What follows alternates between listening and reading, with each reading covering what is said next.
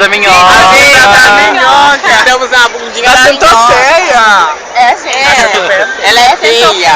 A bunda dela é feia. Mas todos desejam uma bunda dela. Assim, ela tem.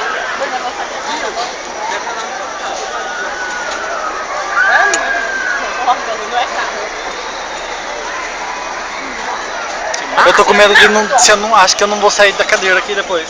Foi assim, ó, eu fiz assim com a perna, ó, cruzei. Cruzou? Aham.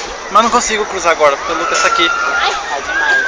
E aí, gatinho, Não quero cruzar a perna. vocês vão ter a sensação mágica de ir na minhoquinha com a gente. Ai, da eu tô centopeia. andando na bunda da centopeia. Na bundinha da centopeia. A bunda da centopeia é gostosa. É uma delícia, eu que sou bunda de centopeia. Bundinha da centopeia. Olha que sensual, Ó, viu?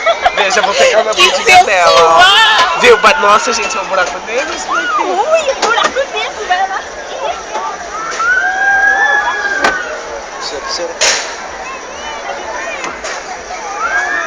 É o buraco.